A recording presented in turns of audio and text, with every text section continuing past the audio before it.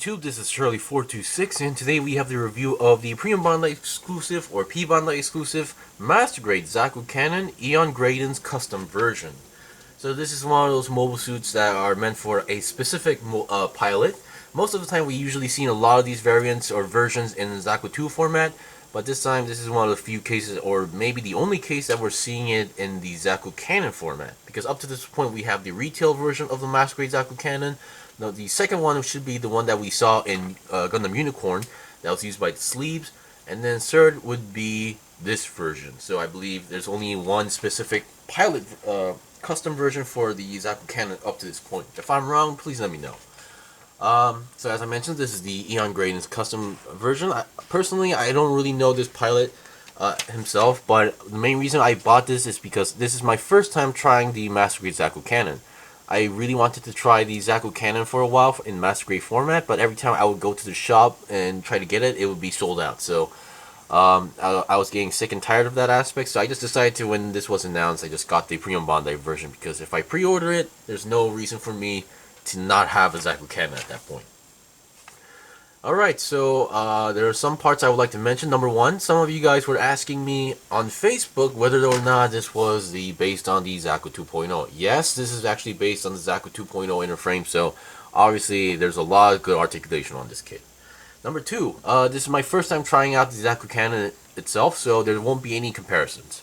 Number three, this thing comes with the typical Zaku weapons, the bazooka, machine gun, and heat hawk. So we've seen these multiple times. A lot of people have reviews of Zaku's, Master Grade Zaku 2.0s, and we've seen these weapons multiple times, so I'm not going to be showing these. Very unnecessary at this point. Number three, there's a lot of leftover pieces that I need to talk about, so yeah. Alright, so let's go over the review. So first of all, as usual, let's talk about components. So first of all, what you get, of course, is obviously the Zaku Cannon itself. And on the backpack, you can see there's a cannon and the built-in weapon that you see right over here, which is obviously called the big gun for some reason, but yeah. And here we have being a P-Bandai kit, we get some water slides. I'm not a big fan of water slides, but yeah. And also, please stop asking me whether or not I want to get rid of these, because I am not going to spend about $38 or plus just to send this thing, and I'm pretty sure you don't want to spend. You don't want to pay $38 for a few water slides that I have. So yeah, no offense, but it's just that I just feel like it's really inefficient in any format to me to send this. So here we have the spider symbols, which apparently is a thing for this pilot, to the point where we even have the word spider here. So we have this word called Jack here for some reason. Yeah, so we have these interesting water slides. The only thing that's really out of place, that seems like kind of odd, is these. These are supposed to be the spike horns, the spikes that are on the shoulder, and yeah, to be using this color scheme on a green mobile suit, I just always found that a little bit to be odd. But yeah. And here we have some parts that I accidentally cut off. But of course, before I show that, here's the polycap sheet. You only get one polycap left over, so yeah. Here are the parts that I cut off. Now, some of these parts are actually leftovers, while some of these are, you need to be paying attention. So here we have the waist section right over here. This is the gray part, but you actually use the green. So these are one of those kits that you need to pay attention to which color you're going to use to look accurate, because they give you two of the same plates, but you're not going to be using. But since you get two of the same plates, but you have to choose which color you need to use, because one comes in gray, the other one comes in green. So you have to be careful. And I'm gonna be honest, the manual does not really do a good job on showing that aspect. Number one, for the normal building manual, they give you the typical the retail version of the Zaku Cannon. That's fine, but they do give you a separate piece of paper like this to show you guys some extra differences. They do point out which part that you're not going to be using, but it's really confusing to use this as well. And I wish on the back of the side this would be more color instead of black and white, to give us a better idea. So what I did is that I just turned on the internet, found one of the promo pictures for this kit, and then followed that. So yeah. So if you buy this kit up to this point, make sure you're using the correct color, unless you're going to customize it. So once again, this is the repeat. This is where'd it go? Okay, this is the actual leftover part, because this actually belongs to the normal Zaku 2.0 shoulder armor. So this is actually a leftover part.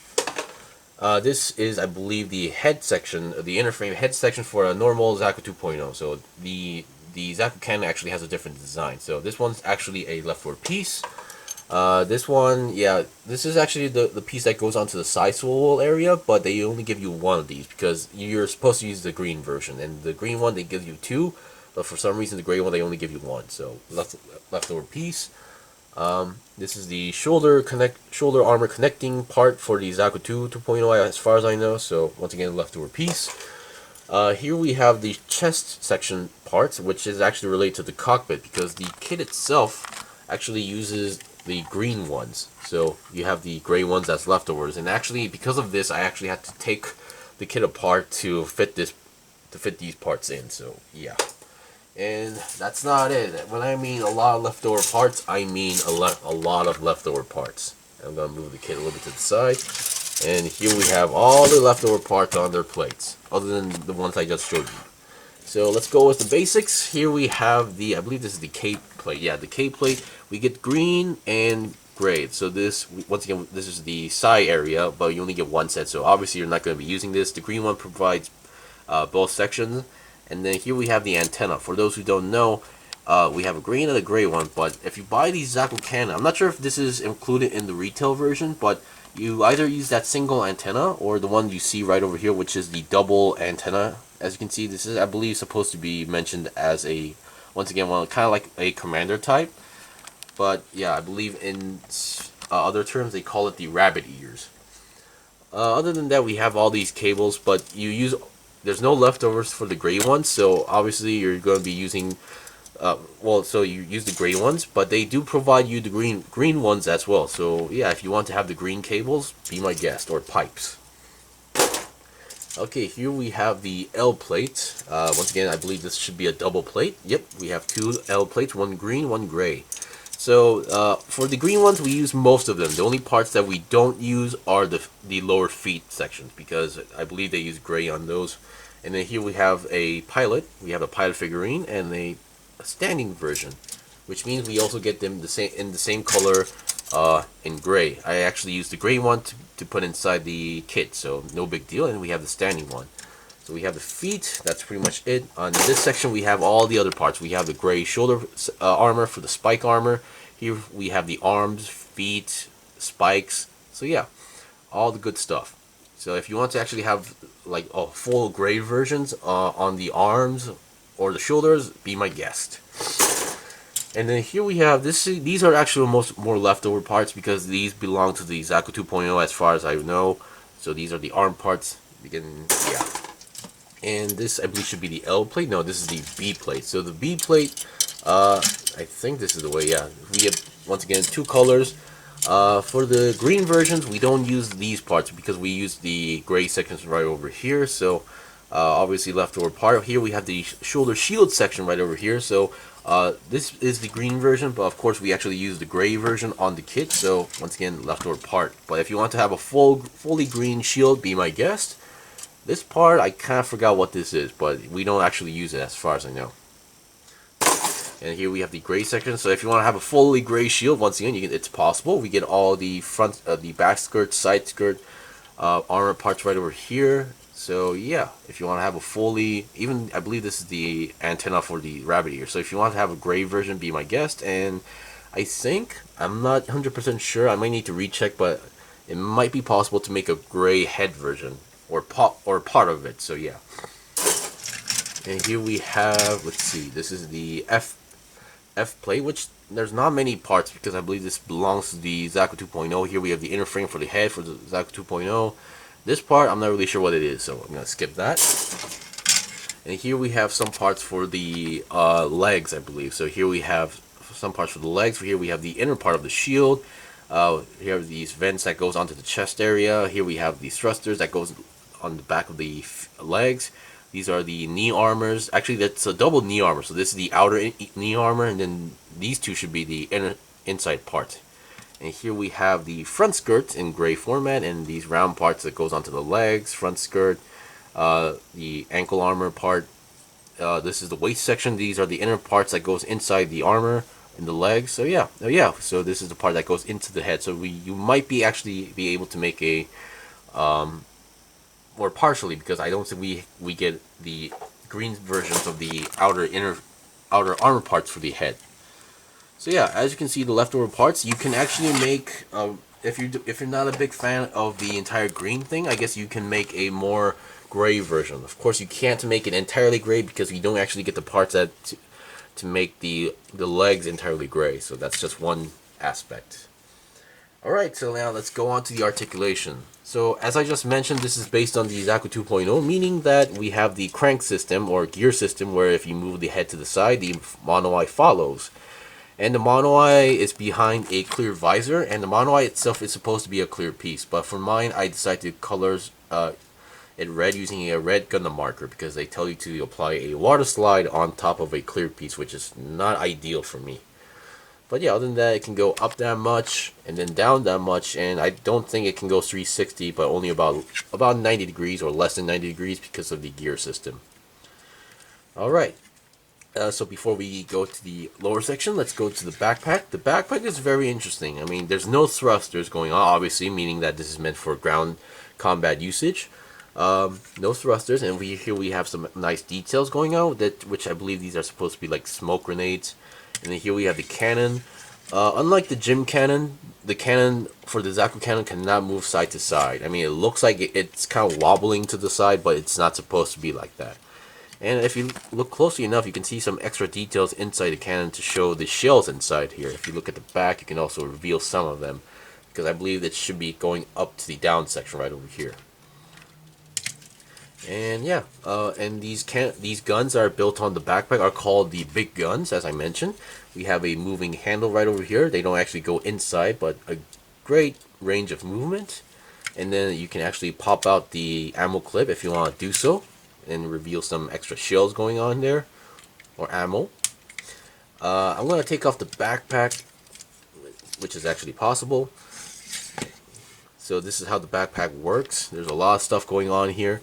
For the cannon connection, we can actually move this to the back. This is actually mentioned in the manual when it's not in usage, because this part is actually connected as a ball joint, and there's a polycap inside here.